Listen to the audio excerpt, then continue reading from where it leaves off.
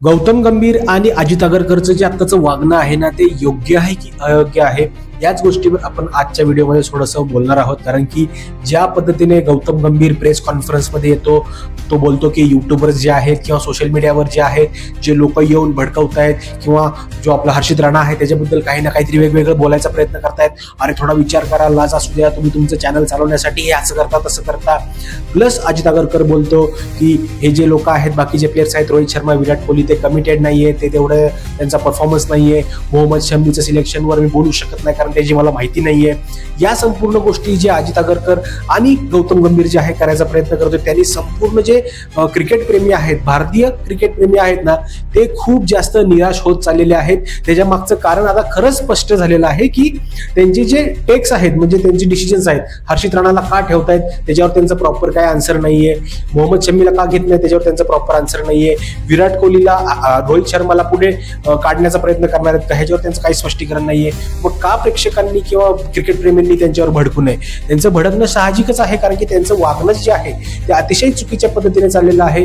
पुन्हा सोशल मीडियावर किंवा जे क्रिकेट अॅनलिस्ट आहेत त्यांच्यावर येऊन भडकायचं, अशा ह्या गोष्टी होत नसतात. मला पहिले पर्सनली असं वाटलं होतं, जेव्हा कोलकाता नाईट रायडर्स जिंकली होती IPLचा टायटल, त्यानंतर असं वाटलं होतं की यार क्रिकेट, इंडियन क्रिकेटमध्ये देखील काहीतरी थोडेसे बदलाव येतील आणि एक नवीन स्टेजला इंडियन क्रिकेट जे आहे ते जाईल. पण त्या संपूर्ण गोष्टी ज्या आहेत त्या एकदम अशा ढिल्या झालेल्या आहेत. कारण की जे गौतम गंभीरचं कोच झाल्यानंतरचं जे प्रदर्शन आहे भारतीय टीमचं, ते एकदम असं अतिशय भारी असं काही झालेलं नाहीये. जे काही प्रदर्शन झालेलं आहे ते एकदम ॲव्हरेज, नॉर्मल. ह्याच्या अगोदर देखील आपण त्याच पद्धतीने खेळत होतो, तीच गोष्ट सध्या चालू आहे. पण ज्या पद्धतीने पॉलिटिक्स हे चालू झालेलं आहे क्रिकेटमध्ये, जे लोक बोलत आहेत की जे भविष्यात त्यांना आयुष्यामध्ये त्यांना त्रास झाला होता गौतम गंभीरला त्याच्या अगोदरच्या काळामध्ये, तो आता त्याच्या जे आता नवीन टीम बनवतोय त्यांच्यावर काढायचा प्रयत्न करतोय. त्याचा अपमान झाला होता, त्या अपमानाचा बदला घ्यायचा इथे प्रयत्न करतोय. तर या संपूर्ण गोष्टी खरंच स्पष्ट होत चाललेल्या आहेत. कारण की रोकटोक भूमिका असणं वेगळं आहे आणि स्पष्ट आणि एकदम नॉर्मल माणसासारखे विचार करणं हे एक वेगळी गोष्ट असते. ती गौतम गंभीरमध्ये कुठेतरी दिसत नाही.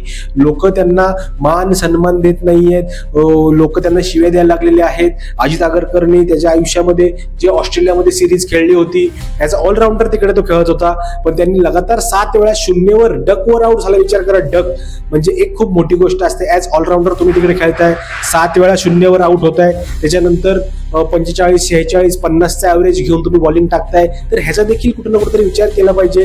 आता लोक प्रश्न विचारायला लागलेले आहेत की हा अजित आगरकरला सिलेक्शन कमिटीमध्ये कशासाठी ठेवलेला आहे? या गोष्टीसाठी त्याने तिकडे ठेवलेलं आहे का? स्वतः तर काही केलेलं नाहीये, पण सिलेक्शन कमिटीमध्ये तो आहे. जे मोठे मोठे प्लेयर्स आहेत त्यांच्यावर काय म्हणतात, त्यांना बोट दाखवायचा प्रयत्न ते करतायत. मध्येच धोनीचं नाव तिकडे घेण्यात येते की धोनीने ज्या पद्धतीने गौतम गंभीर आणि ह्या लोकांना बाहेर काढलेलं, आता त्याच पद्धतीने गंभीर या गोष्टी सगळ्या करतोय. पण ऍज अ कॅप्टन त्यांनी बाहेर काढले होते, ऍज अ कोच त्यांनी बाहेर काढल्या नव्हत्या. ही गोष्ट देखील गौतम गंभीर आणि ह्यांनी डोक्यात ठेवावी आणि त्याच पद्धतीने ह्यांनी वागावं. मित्रांनो, तुमचं काय मत आहे? गौतम गंभीर आणि अजित आगरकर ज्या पद्धतीने वागतायत ते योग्य आहे की चूक? नक्की मला कमेंट करून सांगा, कारण की तुमचं मत हे माझ्यासाठी खूप जास्त महत्वाचं आहे. मित्रांनो, भेटूया पुढच्या व्हिडिओमध्ये. तोपर्यंत जय हिंद, जय महाराष्ट्र.